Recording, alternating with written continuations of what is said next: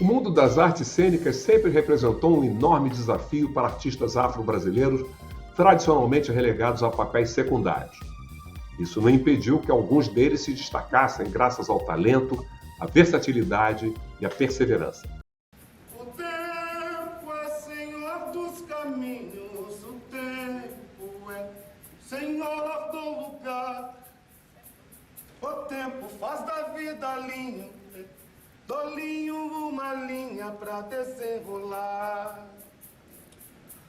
Tempo, tempo, tempo, tempo, tempo, tempo vem.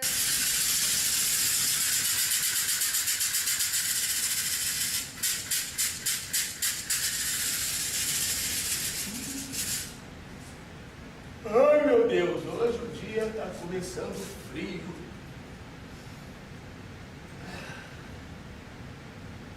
Mas lá na favela já deve estar pegando fogo. Para isso não tem hora de abrir. Tô levinha que nem um balão. Ah, como é bom a gente falar, tá travada a nossa garganta. Se era um pão de anteontem ontem, então hoje eu tô comendo um pão de quanto? De trás graças a Deus. E eu ia pensando, será que Deus sabe que hoje eu preciso de arrumar dinheiro para comprar comida? A minha filha vive dizendo que quando crescer vai comprar um carro, mas só vai carregar gente bonita. Eu já vi que vou ficar velho.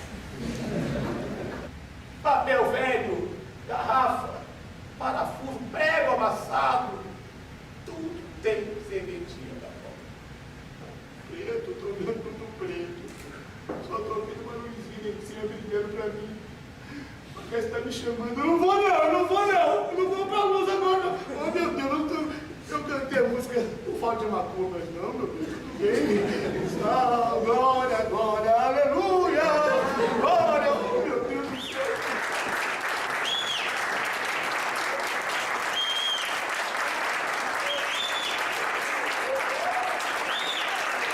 Nosso convidado de hoje nasceu em 1957 na cidade de Belo Horizonte, numa família de classe média que valorizava a cultura, a arte e a educação. De formação católica, não teve na infância e adolescência nenhum contato com as expressões culturais afro-brasileiras, como o samba e o candomblé. Figura marcante em sua vida, o pai, em cuja oficina começou a trabalhar aos 7 anos de idade, foi ao mesmo tempo provedor e inspirador, mas também um homem muito violento. Foi com ele que aprendeu a valorizar a televisão e o cinema como expressões artísticas. Mas a violência paterna acabou por fazê-lo abandonar a família, mudando-se para São Paulo, onde trabalhou como operador de som, tentou a sorte como cantor e acabou iniciando sua carreira no teatro, em que veio a desempenhar papéis de relevo em peças memoráveis como Ré, O Último Carro, Calabar, O Elogio da Traição, Rasga Coração e O Homem que Sabia Javanês. No cinema atuou em Doramundo, Asa Branca, um sonho brasileiro, ao lado de Edson Celulari, e Romance da Empregada, dirigido por Bruno Barreto. E na TV participou de produções como João Brasileiro, Bom Baiano, na Rede Tupi, Os Imigrantes, na TV Bandeirantes, e também na Globo, em Eu Prometo, de Janete Claire, Sim a Moça, de Benedito Rui Barbosa, O Outro, de Aguinaldo Silva, e Mulheres Apaixonadas, de Manuel Carlos. E tem também o cinema, com destaque para sua participação em Bacurau. Vamos conversar com o ator Wilson Rabelo. Wilson, é um grande prazer receber aqui no nosso programa uma pessoa como você, um amigo, companheiro de muito tempo e com uma carreira brilhante nas artes cênicas, mostrando que com talento e esforço, como isso é fundamental para enfrentar todos os problemas que um artista negro enfrenta na sua carreira. Boa noite, meu amigo. Grande. Muito bom encontrar com você aqui para a gente conversar, para todo mundo ouvir, porque nossas conversas são sempre muito proveitosas. E você é uma referência para mim, para uma geração. E eu fico muito feliz de poder trocar aqui, junto com nossos ouvintes, um pouco essa memória que a gente está construindo junto, que esse programa tem essa função. E é um programa que não perde tempo. Muito bom, amigo. Obrigado pelo convite. Você é nascido e criado em Belo Horizonte, numa família negra, de classe média, pode-se dizer. Como você descreve esse período da sua vida?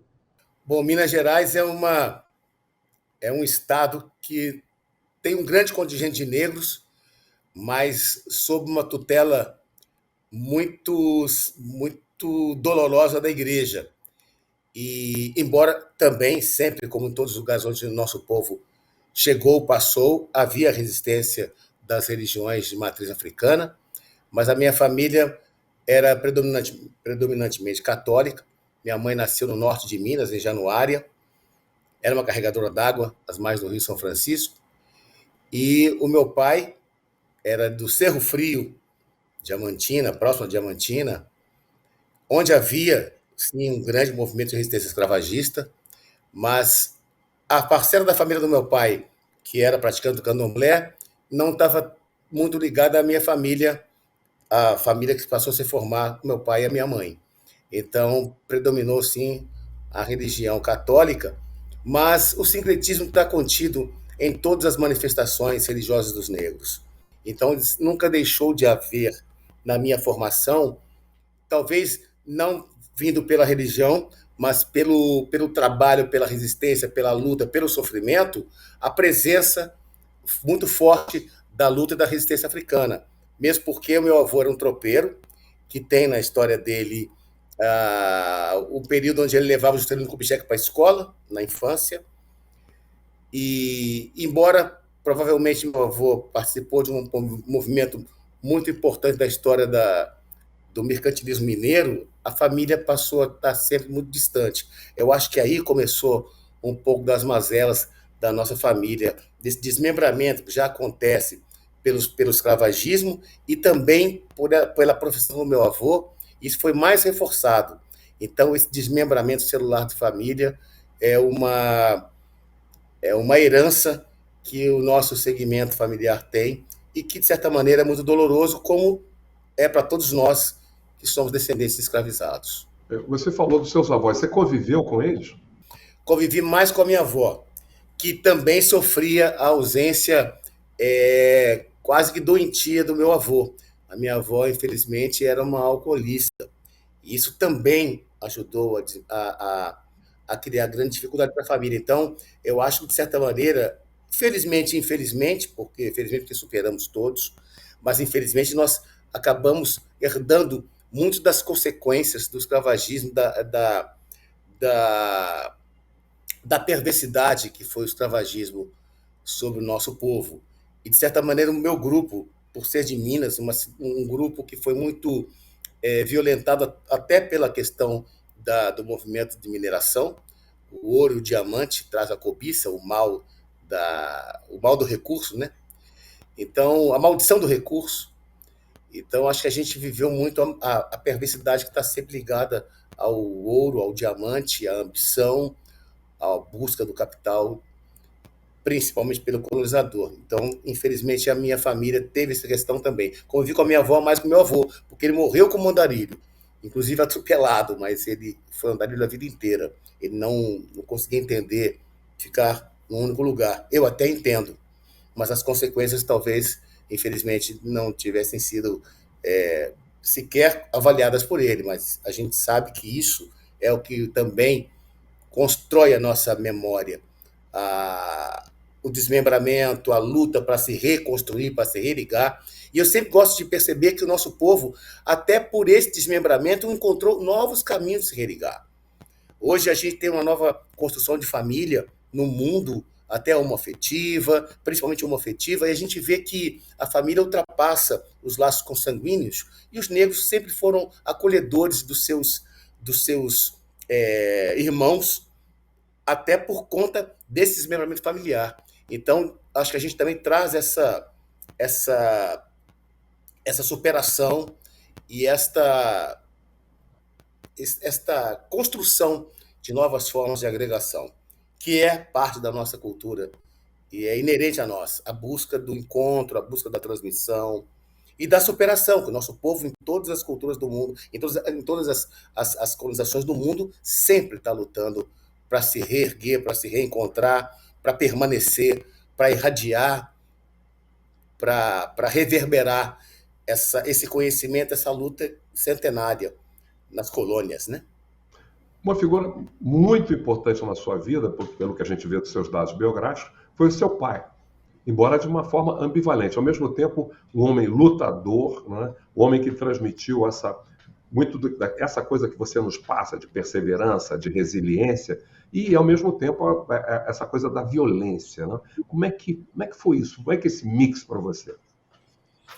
Hoje eu estou colocando isso no meu discurso porque nós estamos aí abrindo, quebrando, saindo de vários armários. A violência familiar, infelizmente, ela acompanha não só os grandes contingentes populares, dos grandes centros de população, por várias questões, principalmente pela questão da pressão social, do seu esmagamento, né? Que é um constante esmagamento do caráter, da personalidade. Então, acho que esse conflito acontece, a violência, a bebida, que no meu caso, meu pai não até por conta da minha avó, não tinha o hábito de beber, era ao contrário, um homem muito rígido, mas por excesso de rigidez. Então, assim, é uma contradição. Eu estou até fazendo um filme agora do Joel Zito chamado O Pai da Rita, né? Onde a gente coloca essa questão da paternidade no nosso segmento, como a gente acabou de falar, por vários motivos. A gente não tem uma família nuclear, então os modelos tradicionais de família a gente ainda carece, né, de exercer na nossa cidadania. Mas eu tive o contrário, eu tive excesso de pai. É muito engraçado. Nessa ânsia de talvez projetar todas as frustrações dele, do nosso povo, que meu pai, desde cedo, conviveu muito com judeus, então ele ia percebendo o poder da educação, o poder da cultura, o poder da organização de um grupo étnico também perseguido, mas muito não branco, mas não preto, né? Eu sempre brinco, o judeu não é branco, mas ele não é preto. E a questão do mundo hoje é não ser branco, embora eu considere que o mundo é um lugar de muito mais não brancos do que de negros e brancos. Então, eu acho que o não branco ele é muito mais inclusivo, mesmo porque algumas pessoas confundem o não ser branco com o ser negro, e aí começam a buscar essa aproximação com a branquitude e acaba deformando essa pluralidade que é a humanidade. Eu até gosto de dizer que dentro de todo homem há um homo sapiens. Então a gente também peca por esse mal, né, de ser um grupo que destrói os outros. Nós estamos na nossa natureza, então a gente tem que trabalhar, nos humanizar, não só enquanto negros, mas enquanto seres humanos. Então, essa questão da família, esse excesso, talvez, de zelo do meu pai, acabou detonando um excesso de violência, que em algumas partes me deu resiliência, mas muitos traumas. E eu fui compreendendo com muita análise, com até mesmo observação, o quanto isso, de certa maneira, moldou a minha personalidade.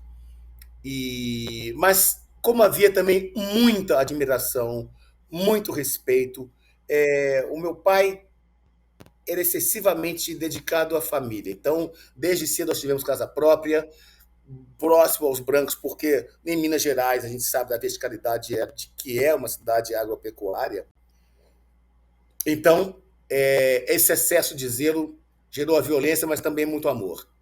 Perfeito. Nós queremos saber muito a respeito da sua carreira, como é que você começou, toda essa riqueza, né, de atuações no cinema, na televisão, no teatro, mas isso a gente vai ver no próximo bloco.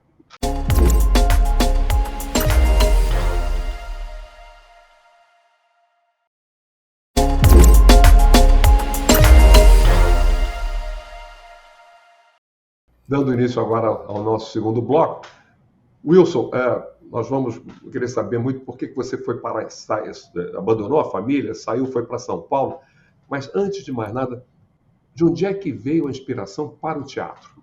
Então, é esse amor que eu falava do meu pai. O meu pai adorava cinema, ele veio daquela geração que assistia Flash Gordon nos cinemas, os cinemas eram passados por capítulos, né? Então, quando ele contava pra gente o deslumbramento dele de ver os filmes, o olho dele brilhava, e isso ia também nos contagiando. Então, a cultura oral. Meu pai era um grande contador de história. É um homem que eu amava muito, por isso que eu acho que a violência está junto com essa busca de excesso de amor. E que não é o melhor caminho, mas acontecia. Então, por ironia, eu saí da escola cedo, até por ter saído de casa, mas era um jovem, um menino tinha alta habilidade. Assim, meu pai estimulava o máximo possível. E no meu colégio, em Belo Horizonte, nos anos 70, no colégio estadual, havia um festival de teatro. Então, por isso que a cultura, a escola está intimamente ligado. E foi esse contato com a escola, depois que foi se ligando a esse afeto que eu tinha pelo meu pai, e nos primeiros anos de assistir a sessão da tarde, os filmes da Atlântida, porque meu pai consertava rádio e TV, então tinha TV muito cedo. Então tinha os males e os benefícios da TV. Mas assisti muito os filmes da Atlântida, e é onde eu tive contato com o Grande Otelo, no seu período áureo do cinema. Então foi aí que nasceu a possibilidade de ser ator, porque Grande Otelo, acho que para todos os homens negros da minha geração e anterior, é uma referência e é um representante do negro na grande arte, que é o cinema.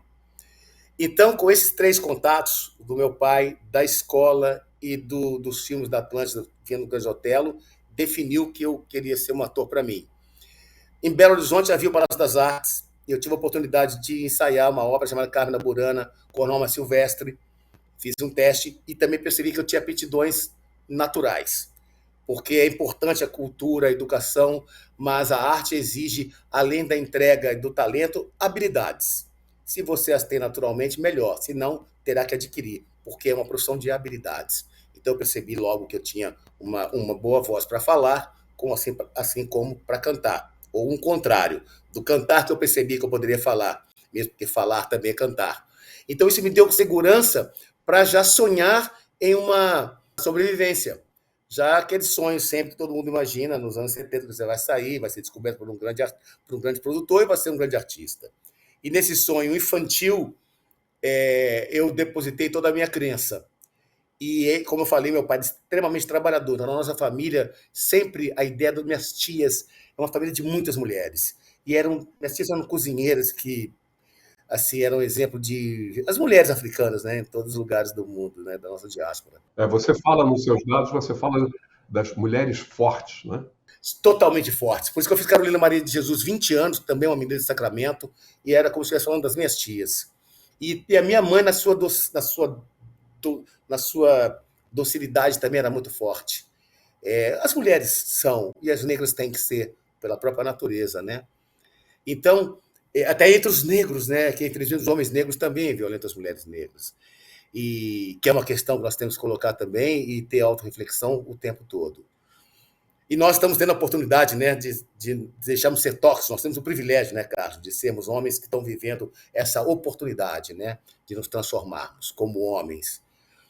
Então, esse trabalho, essa busca de trabalho me fez... Eu era técnico também de rádio e TV, porque eu trabalhei com meu pai desde muito cedo. Então, eu tinha um conhecimento mínimo de eletricidade. Isso me permitiu lidar com som. Então, eu cheguei em São Paulo e pude ser um técnico, operador de som. Espera aí um pouquinho. Chega em São Paulo, como é que você chega em São Paulo? Como é que se dá isso? Aos 16 anos você se manda de BH para São Paulo? Exatamente, porque essa violência paterna também, junto com já o interesse em ser artista, e na minha casa, na minha época, tinha que estar em casa 10h30, 11 horas. Eu já tinha 16 para 17 anos, na minha casa tinha horário. E já estava começando a fazer teatro, já estava querendo chegar em casa às 11 da noite, já não podia. E essa agressividade constante, eu tinha que só esperar o exército. Na minha época, eu tinha que ter o certificado de reservista.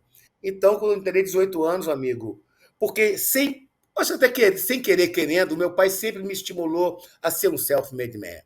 Ele contava que os negros têm sempre que se construir. E naquela época, o mundo não era tão perverso com os jovens ainda. Você podia trabalhar, você tinha um meio ofício. Então, essa ideia de fazer a própria vida não estava tão distante. Então, não me senti necessariamente expulso de casa. Eu fui estimulado até pelo conhecimento que ele me deu. Eu tive contato com o inglês muito cedo. Foi na cultura inglesa com 10, 11 anos que eu tive contato com Pedro Paulo Cava, que era um professor de inglês, de teatro, que foi fazer essa experiência na cultura inglesa.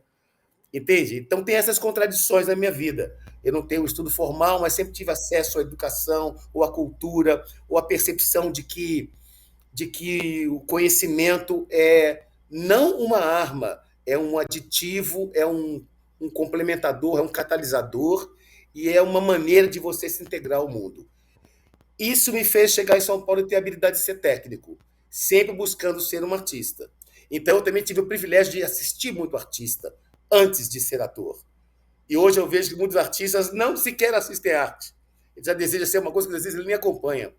Então, eu vivi a arte através do bastidor inicialmente e também me dá a percepção da luz, do som. Mas você não queria ser cantor primeiro?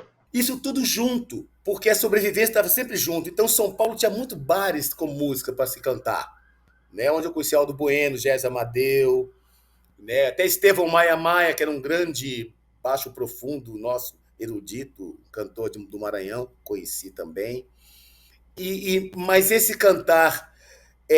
mas eu vou ser sincero, eu sempre percebi que a música popular exigia algumas concessões que não batia com a minha necessidade autoral, a minha necessidade de ver o mundo, porque por mais que eu fosse de Minas Gerais, era um lugar muito progressista. Os jovens, era um movimento hippie, a gente tinha uma ideia de mundo. E isso chegava até mim também, reverberando um pouco os movimentos do Rio de Janeiro, os movimentos do Big Boy, eu ouvia no rádio, porque tinha amigos que ouviam, era tudo por osmose, tudo por contato, por espelho, né? A gente é cópia mesmo. E eu sempre, Belo Horizonte tinha um padrão cultural muito bom. A minha região, sempre tive próximo ao colégio, estudando, mesmo que tivesse problemas na escola, mas meus irmãos todos são acadêmicos.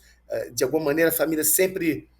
Todos são religiosos, né? Engraçado isso. Mas, de certa maneira, também lá ajudou. Na minha casa não tem nenhum cachaceiro. Em Minas Gerais, a cachaça também é um grande inimigo.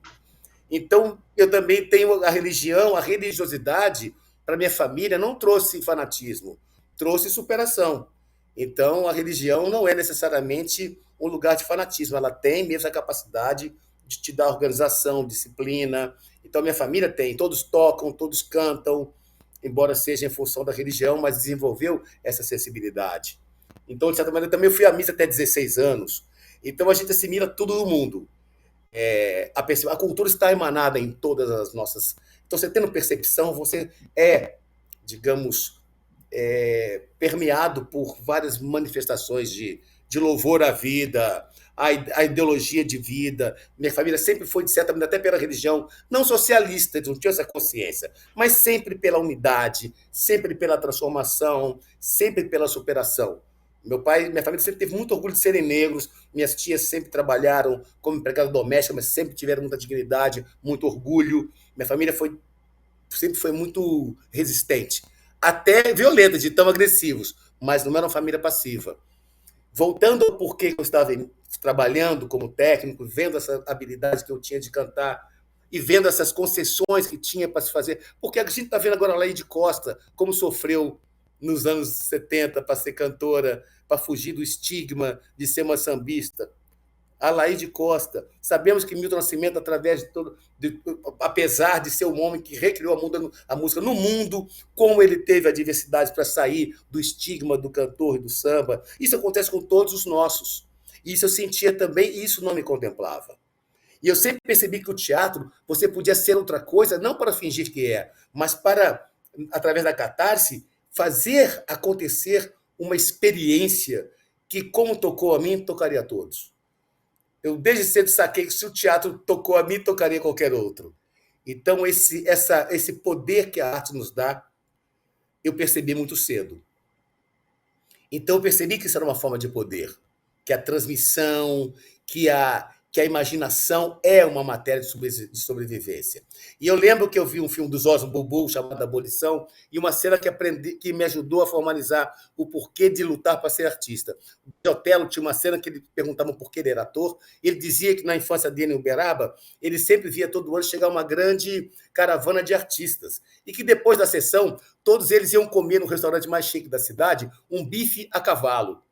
Então, esse bife a cavalo passou a ser uma referência de poder, de compra e de comer, que a fome sempre nos assolou e que aquela profissão propiciava isso. E que ele tinha habilidade para fazer aquilo também. Eu também passei por essa experiência e vi que, através da arte, mesmo com a diversidade do negro, eu teria como sobreviver dentro dela com a minha habilidade e que ela era uma forma de atingir uma sobrevivência. Então, desde cedo eu percebi que eu queria viver daquilo, da maneira que eu encarasse como digna para mim. Então, eu nunca caí na caricatura, sempre tive consciência de que eu estava sendo visto como algo que alguém gostaria de ser, ou não. E eu sempre quis ser alguma coisa que alguém quisesse ser também, mesmo dentro da pobreza e da simplicidade, que é a minha forma de ser. Eu sou simples, sou pobre, não tenho medo da pobreza, não sou desesperado pelo patrimônio, só pelo valor. Eu sempre saquei que nunca vou pagar mais do que $1 vale, o custo, porque a gente tem que perceber no valor e no custo das coisas. E eu sempre percebi o custo do dinheiro e, às vezes, ele não vale o custo que ele tem. Então, eu sempre tive consciência que, sendo ator e sendo artista, eu viveria uma vida... Eu não quis ser ator para ser rico, eu quis ser ator para sobreviver do meu trabalho. O meu sonho era ter um figurino numa mala e chegar em algum lugar e, com a capacidade de emocionar, conseguir o meu pão. Por isso que eu tive muita honra de fazer Carolina Maria de Jesus, um monólogo de 20 anos, e esse sonho foi realizado. Então, ele não me deu riqueza, mas me deu a possibilidade de viver daquela arte e não influenciar, não contagiar pessoas com a potência que é Carolina Maria de Jesus, com a sua literatura, com a sua maneira de ver o mundo. E essa maneira de ver o mundo de Carolina Maria de Jesus se tornou uma estética. Então, a gente vê que todos nós temos uma habilidade de interpretar o mundo. E quando a gente consegue interpretar o mundo e expressar isso, a gente consegue sair do nosso umbigo e esse nosso mundo acaba sendo uma janela assim que acaba contemplando muitas outras vidas que acabam se unindo ou pela dor ou pela percepção. E eu acho que a arte estimula a percepção, que é devolver esse poder que todos têm de ser um agente na construção do seu mundo e do seu mundo em torno, né? Através da cultura, da sua consciência, da sua forma cidadã de interferir, né, nesse grande teatro que é a sociedade, de certa maneira. Você construiu, Wilson, uma longa e profícua carreira no teatro, na televisão, no cinema. Que momentos dessa carreira você destacaria? Bem brevemente, porque nós já estamos terminando. O Último Carro de João das Neves, que foi o grande mentor do Teatro Opinião, que lançou Maria Bethânia e João do Vale, e que deu voz a Zequete. Que eram todos socialistas. Assim também como foi Calabar, Fernando Peixoto, que era Chico Buarque e Rui Guerra, Calabar, o Elogio à Traição, como foi Rasga Coração, foi o último texto do Vianinha, né, que também era um militante de esquerda. Então, eu sempre trabalhei em espetáculos que eu fui incluído, inclusive, porque era um espetáculo que eram artistas que procuravam universalizar a arte e dar um engajamento a ela. Então, eu sempre tive ligado à arte de engajamento e tive o privilégio também de, aos 63 anos, participar de Bacurau, que também tem uma potência mundial de um grupo de oprimidos se organizando por terem identidade e consciência da sua realidade. Wilson, muito obrigado pela essa história que você conta, dessa riqueza, aquilo que você alcançou com o seu talento, mas com a sua persistência, com a sua batalha. Foi uma luta, né? E você triunfou. E esperamos que você continue tendo muito sucesso na sua carreira. Muito obrigado. E seguindo os bons, você, Filó, e todos os nossos ancestrais. Muito obrigado pela gentileza, amigo. Nossos papos são sempre muito bons e agora têm sido raros, mas sempre prazerosos.